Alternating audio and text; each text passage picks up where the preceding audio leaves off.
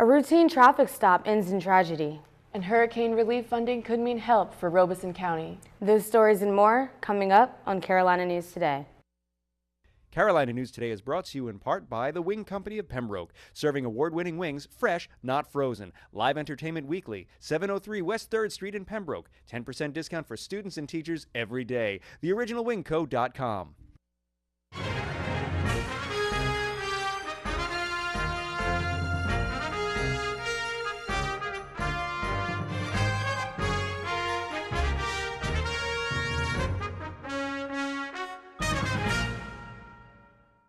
A North Carolina state trooper is dead after a shooting early Wednesday. It happened just south of Whiteville in Columbus County on Highway 701. According to the State Highway Patrol, the trooper was conducting a traffic stop when he was shot. The trooper died at the hospital, and authorities found the suspect in the woods and took him into custody. Authorities are investigating after a man allegedly shot a Fayetteville police officer and then tried to ram his car into a group of responding officers a short time later. CNN News Source has the story. They shot from down here past this grapevine all the way to that crossroads. Sandy Griffith is talking about the intersection of Dunn and Minnie Hall Roads in Sampson County. It's right outside her house. It's where investigators say a suspect who had shot an off-duty Fayetteville police officer a short time earlier decided to have a standoff with lawmen. The individual stopped in the middle of the road. Multiple requests and commands was issued. Less than lethal force was used while he was parked there in the vehicle. Officers fired tear gas into the truck, but the suspect didn't come out. Then all of a sudden he just took off, going through barricades and stuff. They say he tried to hit a group of officers. Griffith, her mother, and two friends were inside the house when all the shooting started. Well, first what we heard when we heard the gun, what we thought was guns, was the gas. They said that was where they let gas off. And then when they started shooting in the front, that's when they started shooting in the back. The suspect was shot multiple times. You can see the bullet holes through the windshield of his truck. The people who witnessed the encounter say it's something they'll never forget. And I just felt so bad because we're standing with them at the actual shooting on the back porch. When those guns went off, what was going through your head? That a fellow was getting killed. The chemical Gen X was not detected in blood and urine samples from people getting their well water near the Kenmore's plant in Bladen County. The North Carolina Department of Health and Human Services announced the testing results this week. Residents with wells that had the highest levels of Gen X detected this year were invited to participate. Some people did test positive for other chemicals known as polyfluoroalkyls, also called PFAs. These chemicals are a large category of man-made agents used in all kinds of industries and consumer goods since the 1950s. There are no standards for what levels of PFAs are acceptable in the body, but the health department is collecting data on those chemicals and on Gen X to monitor exposure and to have future health studies. President Trump has pledged support to Hurricane Michael victims as residents in Mexico Beach wait one more day to go home. Camilla Bernal reports. Mexico Beach is empty, but that is all expected to change tomorrow as residents will be allowed back in to assess the damage, to take a look at what's left if there is anything left. They were supposed to be allowed to come back in today, but authorities said they needed an extra day to conduct a search, a third and final search, because 3 people are still unaccounted for. Those search teams are already on the ground, and they did find a body yesterday, putting that death toll at 19 of people who have died as a result of this hurricane. The president and the first lady visiting the area yesterday, flying over Mexico Beach and telling the residents here that the federal government is going to be here for them every step of the way. The governors know that we're there for them. I spoke with Rick Scott of Florida. Governor, you know that. We're right with you. And we'll be helping Alabama. We'll be helping all of the, as we have been with North Carolina, South Carolina. So we're there. And people here in Mexico Beach, some of them say that this is home, that they want to remain here even though their entire community is gone, while others say that they are going to have to find a home somewhere else. The passage of a Hurricane Florence relief package worth just over $398 million means more money is available for local recovery efforts. The Hurricane Florence Disaster Recovery Fund was signed into law by Governor Roy Cooper this week. More than $5 million in federal funds have been approved by FEMA for homeowners in Robeson County. On campus, total damages reported to FEMA for potential relief funding came to about $1.7 million. Chancellor Cummings said it could have been worse. In the scheme of things, actually is pretty good. If you look at our sister institution over in Wilmington, UNC Wilmington, I mean, their damage is in the $100 million to $200 million range. They had buildings that were actually, one building pretty much destroyed, dorms impacted. So we had 70% of our buildings here on campus had some form of water damage, but it was isolated. You know, when you pour a lot of water on a building, it's going to find its way into the building eventually, no matter how well it's built. So there were walls that were affected by water that we had to go in, take out the sheetrock, dry out the water, and now replace the sheetrock. 41 counties are now eligible for a temporary employment program that aims to put North Carolinians back to work in the aftermath of Hurricane Florence, which struck in September. A federal grant totaling at about $18 million will pay to match dislocated workers with cleanup and recovery jobs. Robeson County and Scotland County were among the first dozen counties to be included in the program. The North Carolina Department of Commerce named additional locations this week. Workers who have been laid off because of the hurricane's impact may be eligible for up to 12 months of employment. To participate, visit the website of ncworks.gov. After being closed for more than a month because of damage from Hurricane Florence, Robeson County schools reopened their doors as classes resumed this week. School employees were asked to report to work this past Monday to inspect classrooms, report additional concerns, and to prepare the return of students. Any issues found on Monday were addressed by maintenance and professional contractors. Officials say ongoing maintenance should not cause significant disruptions to day-to-day school operations. The State Fair in Raleigh is well underway, and the North Carolina Department of Transportation wants you to visit their booth for safety information. We'll be back after that message and more from NCDOT Now.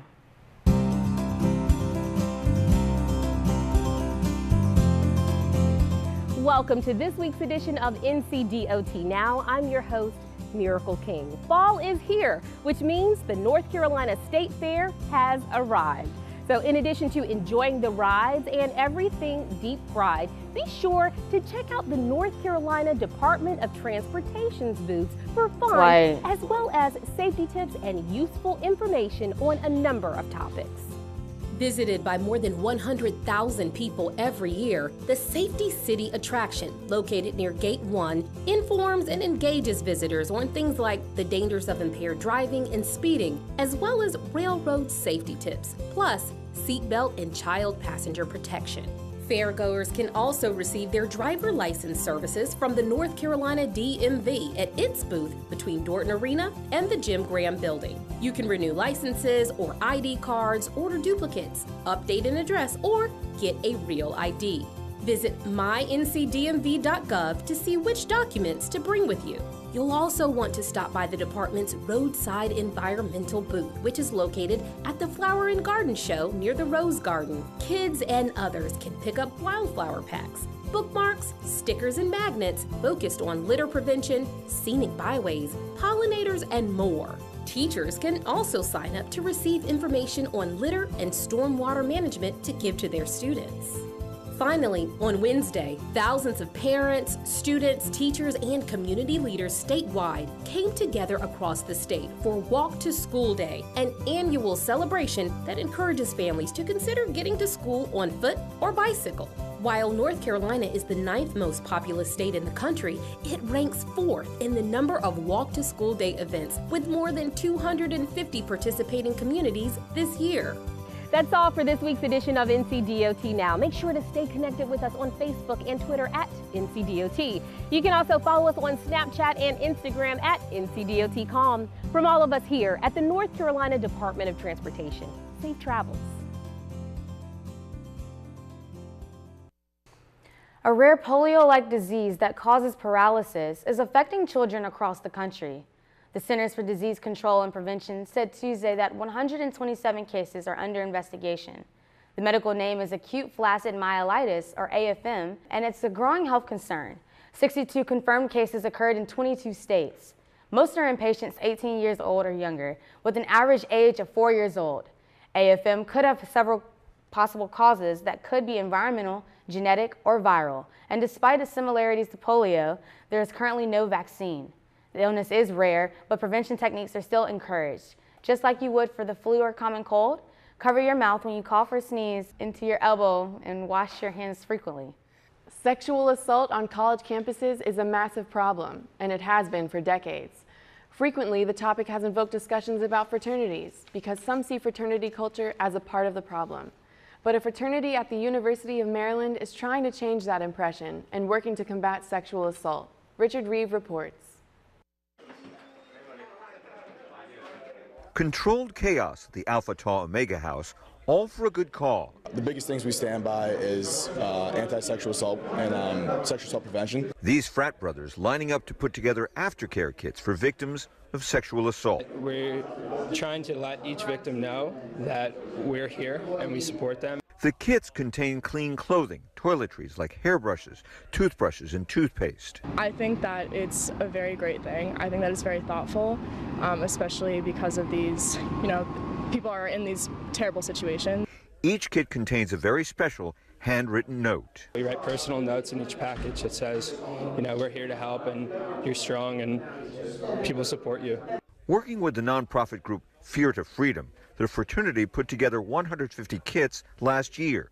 This weekend, after a benefit concert that raised $10,000, they are assembling 400. It gets everyone motivated and we realize what we're really doing for the community and I think it's just such a good cause. The National Sexual Violence Resource Center says 1 out of every 4 female students nationwide will be victims of sexual assault during their time at college. UMD has emergency blue lights scattered across campus, and students at UMD say they generally feel safe, but are watchful. We don't walk alone at night. It is safe during the day, but you do, of course, have to take these precautions. Giving them that support will help the woman heal. It's going to be a long process, but it's nice to know that you have people behind you. This morning, but it's fine. It is homecoming, right? Each aftercare bag includes a card with the number for the National Assault Hotline, which is 1-800-656-HOPE. It's a record Mega Millions jackpot that's up for taking this week. Nobody won the jackpot Tuesday night, so it's now worth $868 million, the second largest jackpot in U.S. history. On Tuesday, 9 people won $1 million each. The odds of winning the jackpot Friday night are 1 in 302 million. Tickets are $2 each if you're feeling lucky. Early voting for the November 6th general election began this week at 5 satellite sites and the Robeson County Board of Election.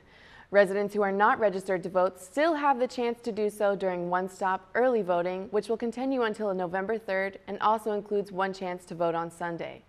The one-stop days at the Board of Elections office are Wednesday through Friday, October 22nd through October 26th, and then again October 29th through November 2nd. Hours are 8:15 a.m. to 5:15 p.m. Uber and Lyft are offering a unique service on Election Day in November. The rideshare apps announced plans to offer free and discounted rides to the polls on November 6th. Lyft made the announcement back in August, while Uber released its statement last week. Lyft is working with Vote.org and TurboVote to provide users the discounted rides, as well as partnering with the nonpartisan nonprofit group Vote Latino. Uber is partnering with #VoteTogether and Democracy Works to provide similar options. Uber will also offer a Get to the Polls button on their app on Election Day to help voters quickly find their polling place. Illusionist Jay Owenhouse has toured around the nation, but his show was affected when one of his co-stars, a tiger, needed medical attention. Emma Hamilton reports. Though they don't look it, Sheena and Shekinah are twin sisters and live right here in Montana. Jay Owenhouse brought them home at just 12 weeks old and has had them as a part of his family ever since. In February, he discovered Shekinah had gotten hurt from playing with her sister. Owenhouse believed it was just a torn muscle that turned out to be a broken femur in 3 places. As we talked to animal tiger experts around the world, they all said there's nothing you can do. Surgery can't be done because for many different reasons. One is a tiger will rip open their stitches. They won't, for an incision that had to be made that large. Owen House was determined to do whatever he needed for Shekinah to fully recover. He found a team of doctors from Montana and Idaho, where the surgery took place, to take a chance and operate on his tiger. Our human orthopedic surgeon, Dave, Dr. Dave, he said he had to keep, he'd never seen a real tiger before, much less operate on one. Shekinah is fully healed and is making her debut back to the show. Owen House says it wasn't the same without her. It was hard because they've been a part of the show for 8 years. And what was interesting, which I didn't anticipate, it was actually, I think, harder on her than it was on the rest of us. Owen House says his tigers choose to perform and enjoy doing so. At Sea Life Sydney Aquarium, love wins. Same-sex couples Sven and Magic are often seen going for swims together in the penguin exhibit. And even though they don't have a biological egg of their own, they're just as a part of the breeding season as the heterosexual penguins. They've been inseparable and even began nesting, thinking they would soon be welcoming a baby. They performed so well at making a home that the aquarium gave them a fake egg to practice incubating. As it turns out, they make a pretty great pair, and now they're foster parents. They were given a real egg to care for from a penguin couple that had two.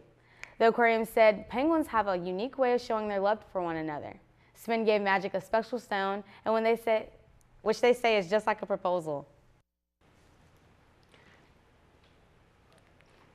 It's sports. Oh, milestones are being reached in all across Braves athletics.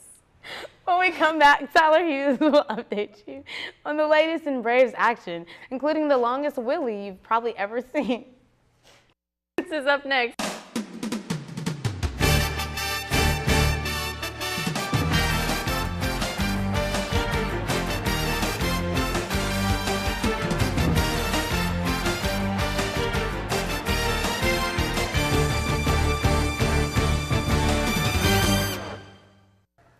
A man is riding his bicycle across America in an attempt to break a world record.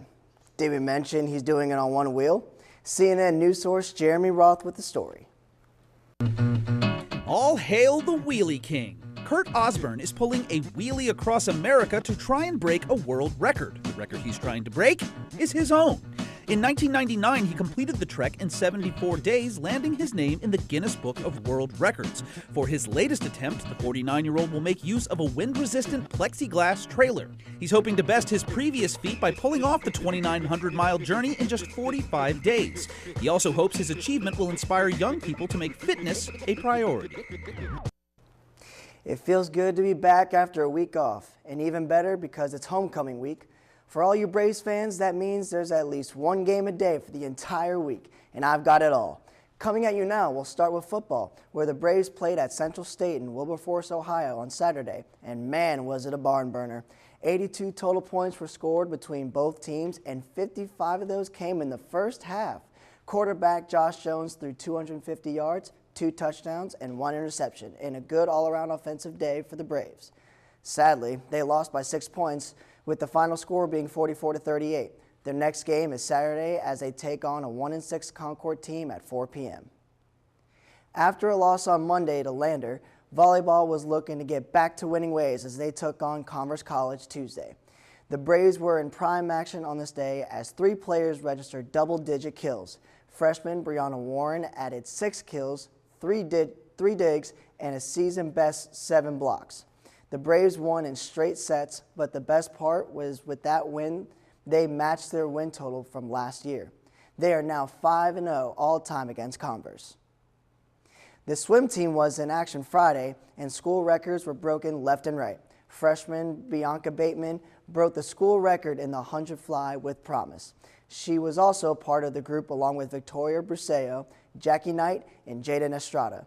They destroyed the school record in the 400 medley relay by almost 6 seconds. And to cap it all off, that same quartet broke another record that was only set 6 months ago. Interim coach Oscar Riverato says the team's prospects look good. We have a great group of young girls. We have a freshmen that are excellent.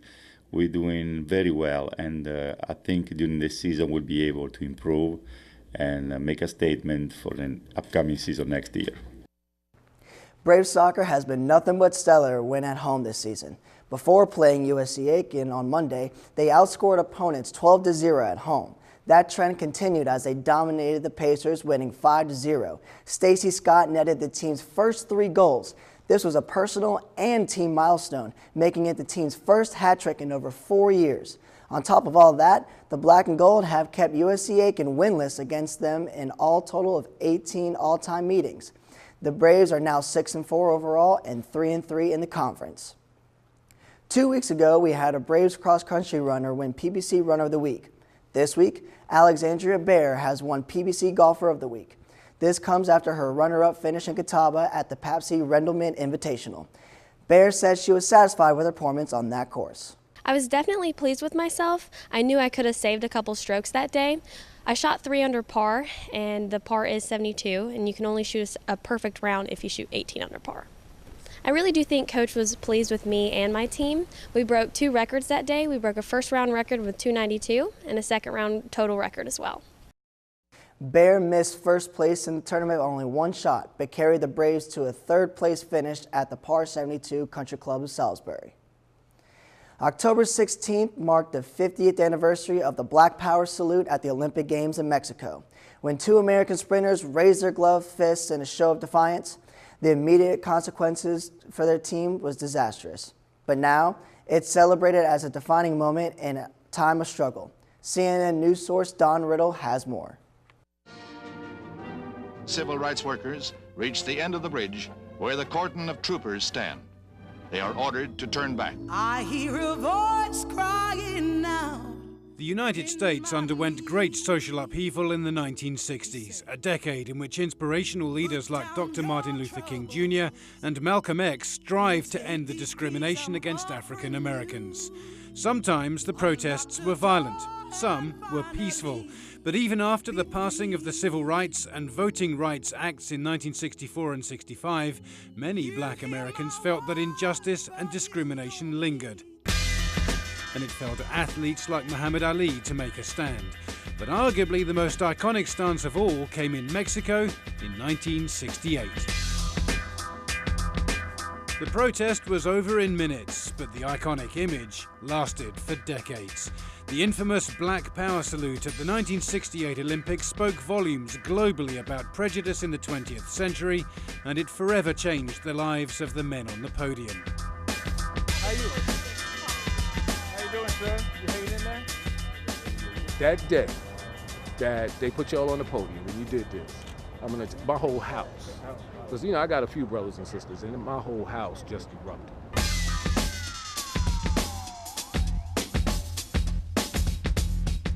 How did it make you feel seeing the inequality? Did it make you angry? It made me feel that I needed to be somebody. I needed to stand up for right.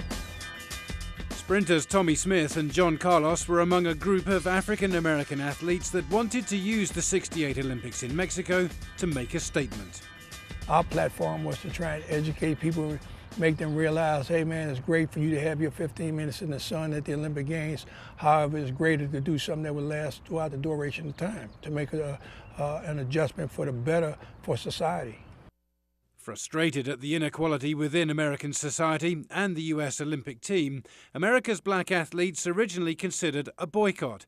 One of the country's greatest black track stars, Jesse Owens, was dispatched to talk them out of it. I had to remind Jesse, as well as maybe Jimmy Hines and Larry James as well, that Jesse Owens ran against horses after he got back from Germany to support his family because he couldn't earn a living. Here's a man that defronted Hitler, won 4 gold medals, and then still was depicted as that old black guy. When he went to the Union Hall to speak, they didn't let him walk in the front door, they brought him in the back door. It was decided then that there would not be a boycott, and each athlete would represent himself according to how they felt the country represented him. And that's what happened. So that gave us the flexibility to do what we thought necessary. By winning gold and bronze respectively in the 200 meters, Smith and Carlos got their chance to make a stand. In the year that Martin Luther King and Robert Kennedy had been assassinated, it was a brave move. Can you explain the symbolism of the protest? What did the glove mean, the socks, The glove no shoes? meant strength, mean power. Now, some people call it black power, just so happened I was a black guy, okay? The socks represented poverty. The scarf I had around my neck represented the lynching that so many people had gone through just so I could stand there. So all these things had a meaning. The response was immediate, and the repercussions were permanent. Both men were kicked out of the Olympics and off the American team. Oh, it was like a firestorm. We had the American delegation where a lot of those individuals that was there didn't particularly understand and went into a rage about what they was experiencing at that particular time. And we knew that we was in Hell's Kitchen, so to speak. Smith, Carlos, and even the silver medalist Peter Norman, who wore a human rights badge on the podium in support, found life difficult after the Games. They were widely criticised and shunned by their peers. What advice would you give to an athlete who perhaps feels like they would like to make a statement? Very simple. I can't tell somebody what to do there, but whatever action you have, there's always a reaction. Think before you act, because the action will speak for itself in history. That's all I have for this week's action. If you're going to any homecoming events this weekend, make sure to stay safe. Back to the studio. Thanks, Tyler, and that's it for us. We'll be back next week with another episode of Carolina News Today.